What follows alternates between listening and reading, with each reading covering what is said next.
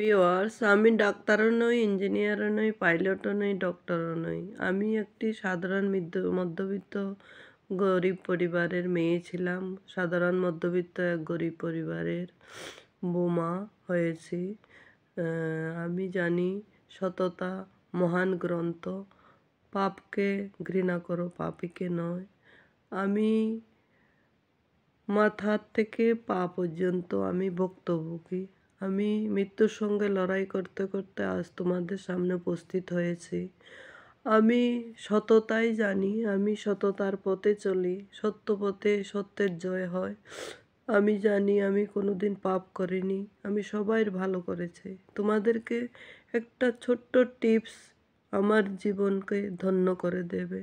আমি যদি তোমাদের একদিনের ভালোবাসাতেও বেঁচে থাকতে পারি, তোমাদের ইউটিউবের খাতায় বেঁচে থাকতে পারি, নিজেকে ধন্য মনে করব। আমি এই কথাটা কেন বলেছি, আমার কথাগুলো তোমরা একটু ভালো করে শুনো। শুনলে তোমাদের জীবনটা সার্থক হবে যদি আমি মনে করি। দেখো, সারাদিন খেটে গরিবেরা 500টা টাকা উপার্জন করে।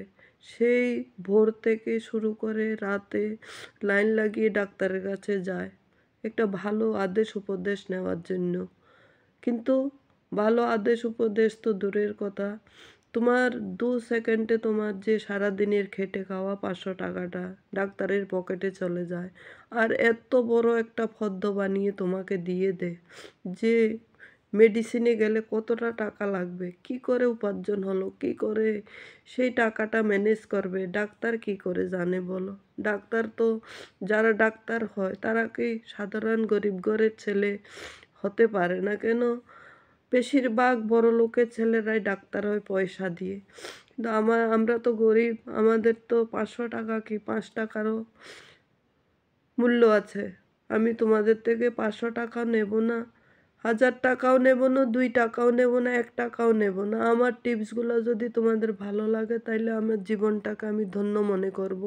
আমি মৃত্যুর সঙ্গে লড়াই করতে করতে আজ 12টা বছর আমি তোমাদের সামনে উপস্থিত হয়েছি। এই জন্য তোমাদের এই টিপসগুলো আমি বলছি মাথার থেকে পা পর্যন্ত।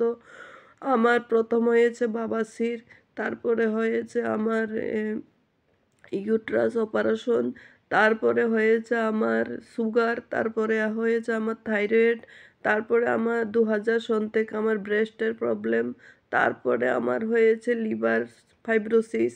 তোমাদেরকে একে একে আমি সব টিপসগুলো বলবো, আমার জীবনের মুহূর্তের কথাগুলা, তবেই তোমাদের কাজে আসবে। তোমরা যদি আমার এই কথাগুলো মন দিয়ে শুনো, আমি তোমাদের থেকে কিচ্ছু চাই না, খালি চাই তোমাদের থেকে একটু ভালোবাসা, একটু তোমরা যদি আমাকে ভালোবেসে একটি কথাও বলো, কমেন্টস করো, তাইলে আমার জীবনটা আরও একটু এগিয়ে যাবে। আমি তোমাদেরকে কিছু আরও টিপস দিতে পারবো ভালো ভালো।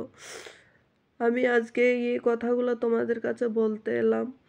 ডাক্তাররা যে তোমার থেকে সারাদিন খেটে খাওয়া 500 টাকাটা 2 মিনিটে পকেটে নিয়ে যায়, তাইলে দেখো এত বড় একটা ফর্দ বানিয়ে দেয়, পিছনে তাকাবে না যে ফর্দটার কতটা মূল্য আসবে, কতটা টাকা তোমাকে দিতে হবে মেডিসিনের দোকানে।